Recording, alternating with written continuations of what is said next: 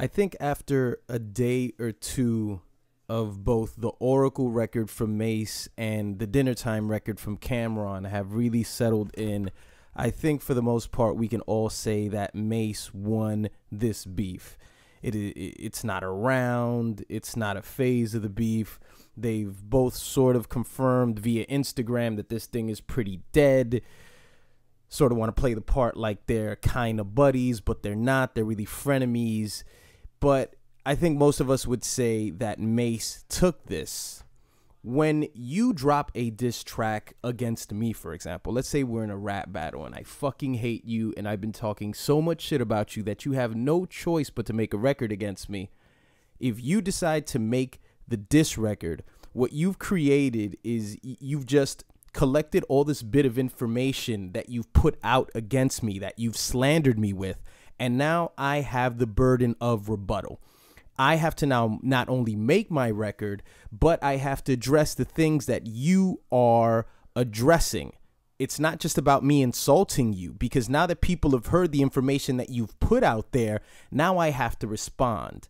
Cam had the burden of rebuttal with Dinner Time, and he rebutted the whole line about the sister. The only sister I fucked was yours. He rebutted a lot of things as far as, you know, just the posturing of everything. You know, I cashed out on Scissor years ago. He rebutted on all those things, and I think that's pretty much the only thing that he brought to the table. It felt like, Dinner Time felt like he was arguing with Mase on the block. You know, like they were back in Harlem in the early 90s, and Cam just, you know, Cam was just saying, well, that guy snuffed you. That guy punched you in the face. You didn't do anything. You didn't do anything.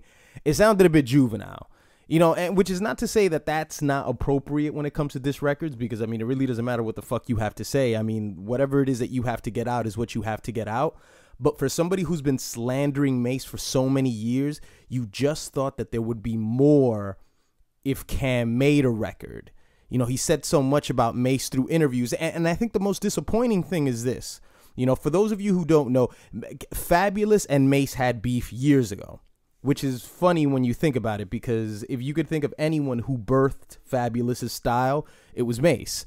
But they had beef nonetheless, and Fab did he did a freestyle over 50 Cent beat. I think it was Life's on the Line, and Fab addressed the whole pastor, you know, dichotomy thing, you know, the whole duality that Mase had going on, the whole hypocrisy about him being a rapper and him being a pastor. And he even had a Creflo Dollar line. Creflo Dollar, if you guys don't know, is one of those, one of those pastors who speak for the Lord, but probably profit more than they actually speak truth. And Cameron used a Creflo Dollar line. Creflo, or is it Crefro? Somebody correct me. I know one of you fucks are gonna correct me in the comment section. Cameron even had a reference of that in his song.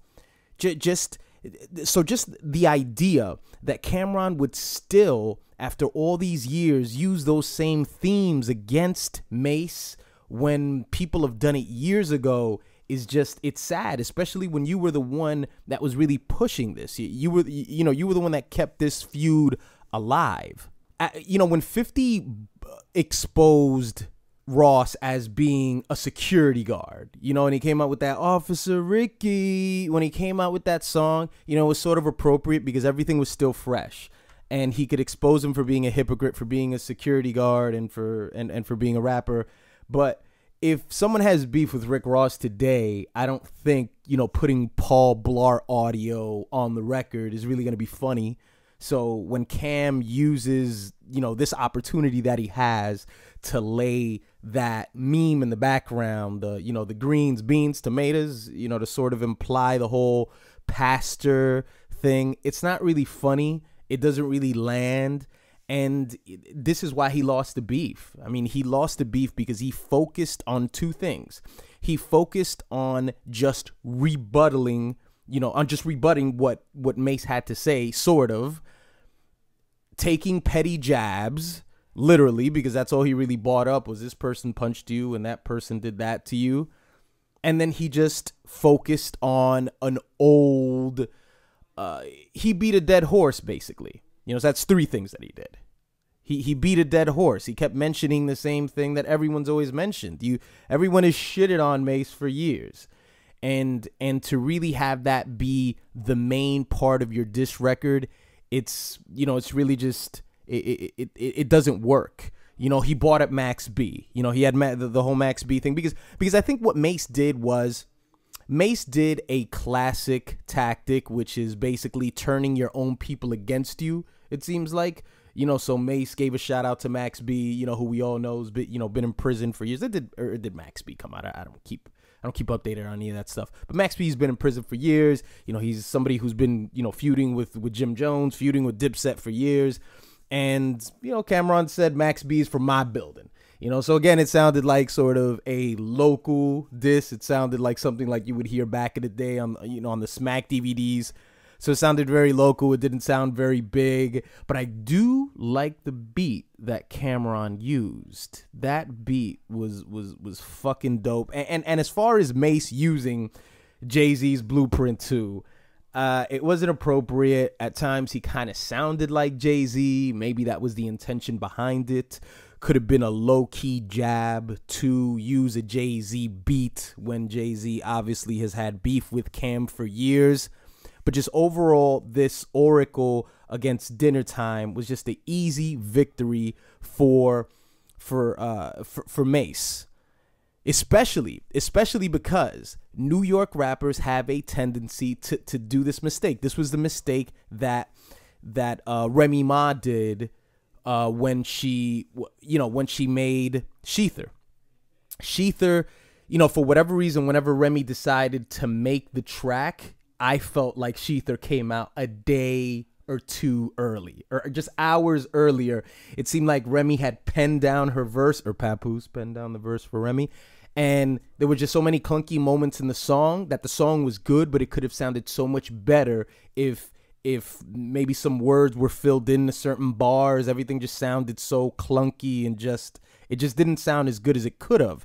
And that's because I think, you know, New York rappers just traditionally have this frame of thinking where when I respond quick, that means I got the one up on you, you know, sort of like when you get jumped by like 30 or 30 people, when you get jumped by like 3 or 4 people and people are like, well, if you get one hit on one guy, then, you know, you pretty much win. That's sort of the unwritten rule of being jumped by people. The unwritten rule by New York rappers when being dissed is if I can diss you within just a few hours, if I can diss you within 24 hours, I get a small victory and then there's my track. But I already get the leg up on you because I responded so quickly. I think that was a part of the reason why Cameron lost as well, because obviously the quality just didn't sound great.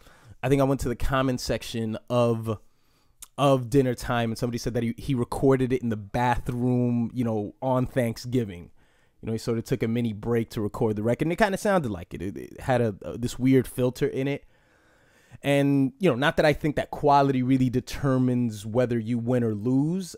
Quality didn't factor in the whole equation for me, but I do think that it's just one of those little things that just hurt Cameron and just made him take the complete L in this battle. But what do you guys think? In the comment section below, I will also lay an old, you know, just for you young guys out there who probably don't know what Mase was capable of or what quote unquote murder Mase was capable of, I'm going to lay a freestyle done years ago between Mase and Jadakiss, I think on Hot 97, years ago, where, you know, this was pretty much Murder Mase in his prime. You know, this was pretty much where he earned his name, and it's pretty impressive, and I'm going to lay it down there in the description below so you can know what Mase used to sound like if you don't like what Mase sounds like now.